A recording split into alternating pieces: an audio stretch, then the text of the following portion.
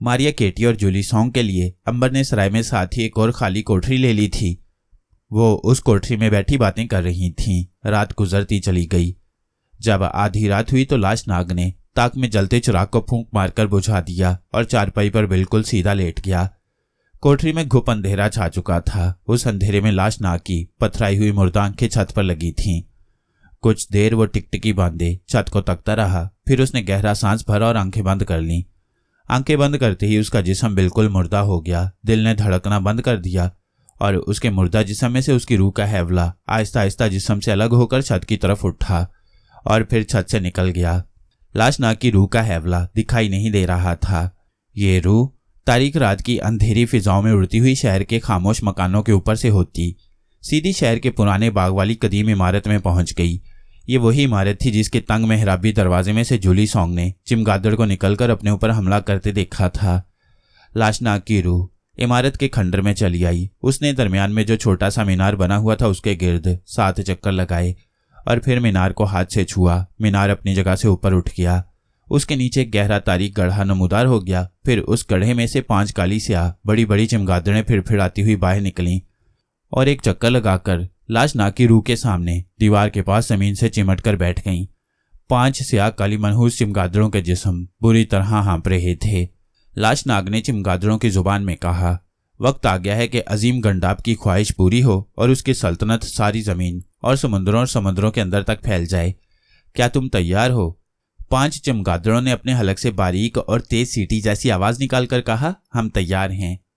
हरीश नाग ने एक चमगादड़ की तरफ अपनी उंगली का इशारा किया और बोला, अंधी का चिमगादड़, मारी का चिमगादड़, तुम मेरी बात गौर से सुनो। जूली सॉन्ग, केटी और थ्यू सॉन्ग तीनों खलाई मखलूक हैं।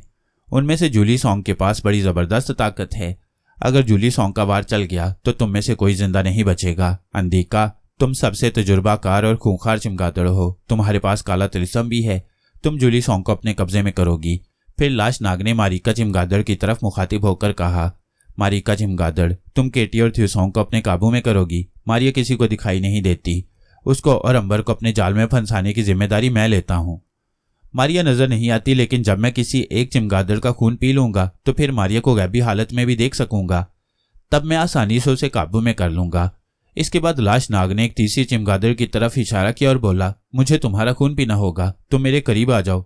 वो चिमगादड़ फौरन लाश नाग की रूह के करीब आ गई। ये सारी चिमगादड़ें लाश नाग की रूह को बराबर देख रही थीं। जो ही चिमगादड़ लाश नाग के करीब आई, लाश नाग ने उसे उठकर 2 टुकड़े कर दिया और उसका सारा खून पी गया। फिर उसने चारों चिमगादड़ों को देखा और बोला, अंदिका और मारिका, तुम दोनों अपनी खूनी मुहिम पर निकल चलो। तुम खूब जानती हो कि जूली सॉन्ग, थ्यूसोंग और केटी कहाँ हैं। मारी और अंबर को मैं खुद संभाल लूंगा। रात तारीख है, यख बस्ता हवाएं चल रही हैं, शहर सो रहा है, कब्रें खामोश हैं, हर तरफ मौत का सन्नाटा तारी है। जाओ, इस खंडर से निकलकर अपना काम शुरू कर दो।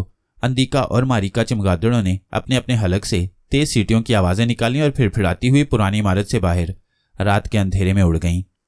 लाश नाग ने आखिरी चिमगादड़ की तरफ देखकर कहा, तुम वापस चली जाओ, इस गड्ढे की तारीकी में उतर जाओ। चिमगादड़ फौरन गड्ढे के अंधेरे में चली गई। लाश नाग ने मीनार के गिर्द 7 चक्कर लगाए। मीनार वापस अपनी जगह पर आ गया। इसके बाद लाश नाग की रूह भी फिजा में उड़ती हुई वापस सराय की तरफ रवाना हो गई। उस वक्त जूली सॉन्ग, केटी और मारी अपनी कोठरी में मौजूद थीं और बातें कर रही थीं। जाहिर है उन्हें नींद तो आती नहीं थी। वैसे भी एक मुद्दत के बाद तीनों सहेलियां एक दूसरी से मिली थीं। बातें करते करते नहीं थकती थीं।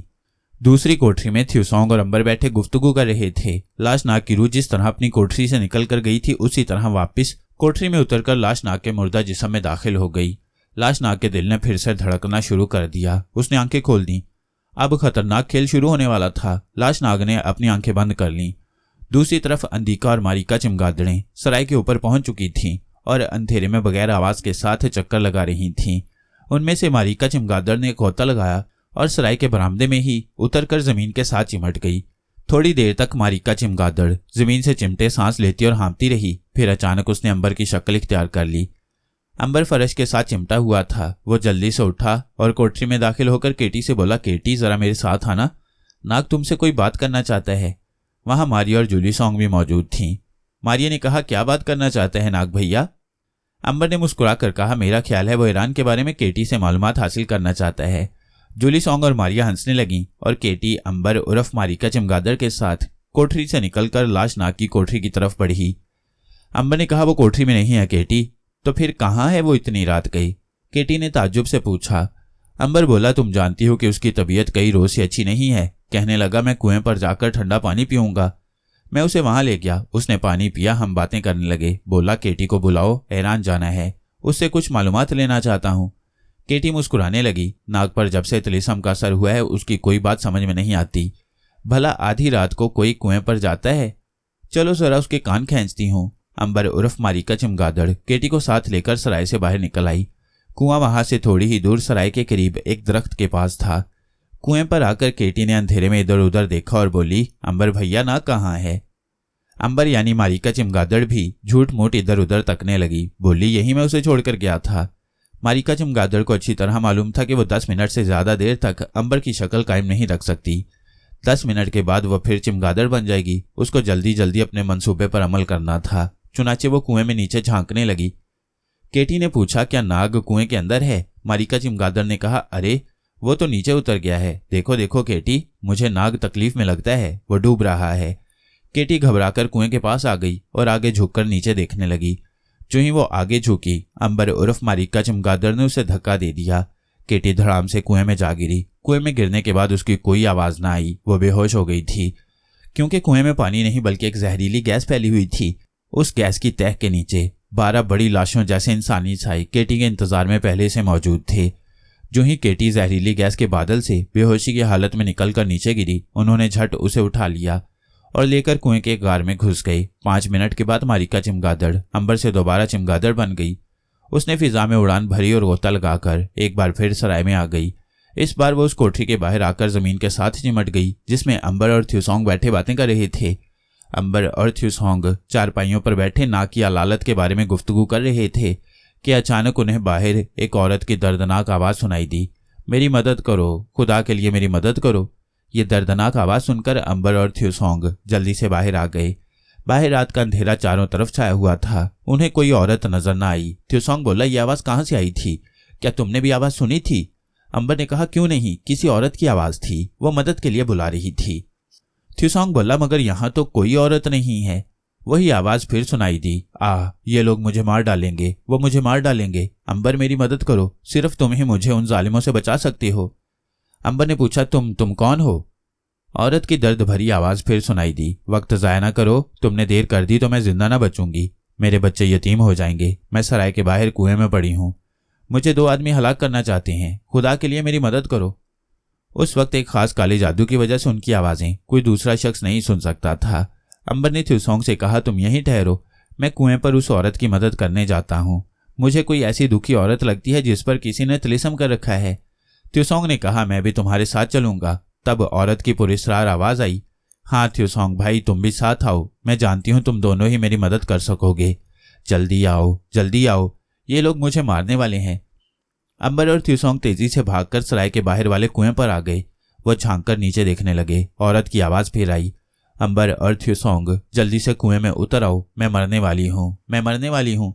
और फिर उस औरत की एक दिल हिला देने वाली दर्द अंगेज चीख बुलंद हुई। अंबर ने कहा, मैं नीचे कुएं में उतर रहा हूँ। थ्यूसोंग बोला, मैं भी तुम्हारे साथ उतरूंगा। कुएं में दीवार के साथ सुराख बनाकर नीचे उतरने के लिए जगह बनी हुई थी। अंबर और थ्यूसोंग कुएं की दीवार वाले सुराख में पांव रखते कुएं की तह में आए तो नीचे जहरीली गैस का बादल सा बना हुआ था। अंबर को उसकी फिक्र ही नहीं थी कि उसे कोई नुकसान पहुंचेगा। थ्यूसोंग ने कहा, मैं सांस रोक लूंगा। अंबर, इतने में औरत की बहुत करीब से आवाज आई, मेरे भाइयों, खुदा के लिए जल्दी करो, वो आदमी मुझे हलाक करने आने ही वाले हैं। अंबर और थ्यूसोंग गैस के बादल में दाखिल होकर नीचे उतरने लगे। अभी उन्होंने एक एक कदम उठाया ही था कि जहरीली तिलिस्मी गैस ने उन दोनों को बेहोश कर दिया और वह धड़ाम से कुएं की तह में गिर पड़े। इस तरह 12 लाशों के इंसानी साए गार में से नमूदार हुए। उन्होंने बेहोश अंबर और थ्यूसोंग को उठाया और वापस कुएं की गार में ले गए। मारिका चमगादड़, जिसने औरत की दर्द भरी आवाज निकाली थी, कुएं के ऊपर मंडला रही थी। तजुर्बाकार और काला जादू जानने वाली अंदिका चमगादड़ भी उसके साथ थी। जब केटी, अंबर और थ्यूसोंग कुएं के अंदर पहुंच गए तो अंदिका चमगादड़ ने मारिका से कहा, मारिका, अब तुम वापस जाओ, तुम्हारा काम खत्म हो गया है, अब मेरा काम शुरू होने वाला है। मारिका चमगादड़ उसी वक्त गोता लगाकर रात की तारीख फिजा में गायब हो गई। अंदिका चमगादड़ सराय की तरफ परवाज कर गई। अब उसे जुलिसोंग को कब्जे में करना था, जो एक मुश्किल काम था। क्योंकि जूली सॉन्ग को अगर जरा सा भी शक हो गया तो वो 1 सेकंड में अपनी ताकत का इस्तेमाल कर सकती थी। अगरचे पहली बार चमगादड़ को हमला करते देखकर जूली सॉन्ग अपनी ताकत इस्तेमाल न कर सकी थी, लेकिन अंदिका चमगादड़ को डर था कि अपने आप को शदीद मुश्किल में देखकर जूली सॉन्ग ने अपनी आंख से सफेद शुआ निकालकर उस पर फेंकी तो उसके पुर्जे उड़ जाएंगे। मारिया को काबू करने का जिम्मा खुद लाशनाग ने ले लिया था। अंदिका चमगादड़ सराय की कोठरी के बाहर आकर जमीन पर चिमट गई। सबसे मुश्किल ये थी कि अगर वह जूली सॉन्ग को किसी तरह वरगलाकर कुएं की तरफ ले जाती है तो जाहिर है कि मारिया उसके साथ जरूर आएगी और चमगादड़ मारिया को ना देख सकेगी और मारिया सबको देख रही होगी। वो उसके मंसूबे में खाक मिला सकती थी, बल्कि अंदिका चमगादड़ को शदीद नुकसान भी पहुंचा सकती थी। अंदिका चमगादड़ मारिया को देख भी नहीं सकती थी। उसे कोठरी के अंदर से जूली सॉन्ग और मारिया की बातें करने की आवाज आ रही थी। वो आपस में अंबर और केटी की बातें कर रही थी कि आखिर केटी ने इतनी देर क्यों लगा दी। अंदिका चमगादड़ के दिमाग में एक तरकीब पहले से मौजूद थी। वो ये तरकीब इस्तेमाल करते हुए ये सोचकर हिचकिचा रही थी कि अगर मारिया भी साथ चल पड़ी तो खेल खराब हो जाएगा, मगर तरकीब इस्तेमाल करने के सिवाय और कोई चारा नहीं था। अंदिका चमगादड़ ने जमीन के साथ चिमटे चिमटे जोर से सांस भरा और अचानक उसने केटी की शक्ल इख्तियार कर ली। केटी की शक्ल इख्तियार करते ही वो जमीन पर से उठी और कोठरी के अंदर दाखिल होते ही घबराई हुई आवाज में बोली, जूली सॉन्ग, मारिया, जल्दी से मेरे साथ आओ। अंबर भाई को कुछ हो गया है। मारिया और जूली सॉन्ग घबराकर बाहर निकल आईं। कहाँ है अंबर? जूली सॉन्ग ने पूछा। अंदिका चमगादड़ उर्फ केटी ने कहा, वो उधर कुएं के पास है, खुदा के लिए जल्दी चलो। थ्यूसॉन्ग भी वहां मौजूद है। ये घड़ी बड़ी नाजुक थी।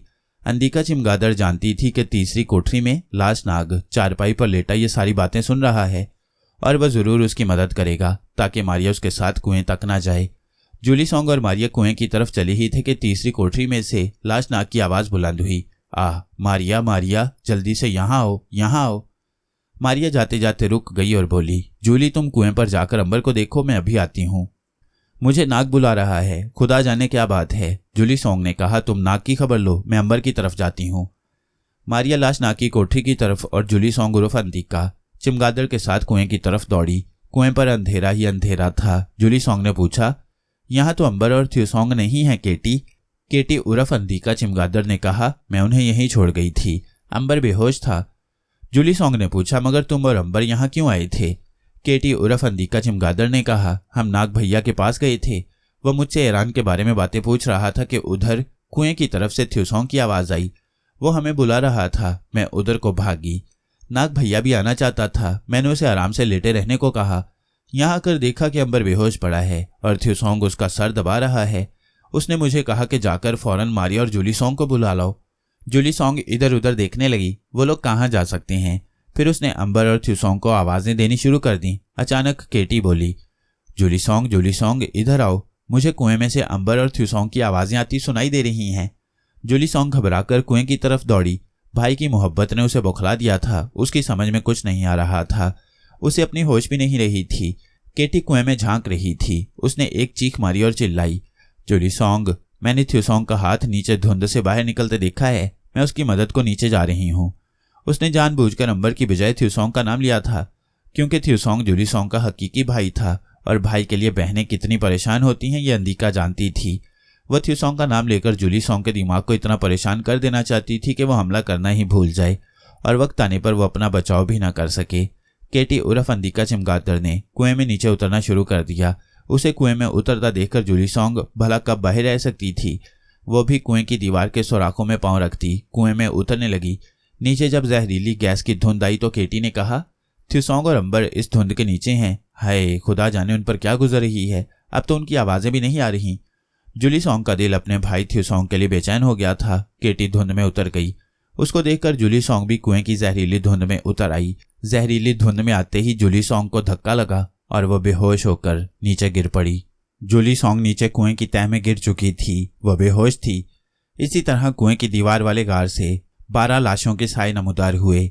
उन्होंने बेहोश जूली सॉन्ग को उठाया और गार के अंदर ले गए। केटी फौरन अंदिका चमगादड़ की शक्ल में वापस आकर कुएं में से तीर की तरह ऊपर को उठी और कुएं से बाहर आकर रात की तारीक फिजा में गुम हो गई।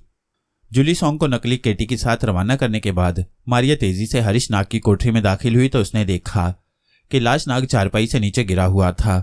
मारिया का तो दिल हिल गया कि कोई ऐसी बहन होगी जो अपने भाई को इस हालत में देखकर परेशान ना होगी। मारिया ने जल्दी से लाश नाग को उठाकर चारपाई पर डाला। परेशानी से पूछा, नाग भैया क्या बात हुई है, तुम बोलते क्यों नहीं?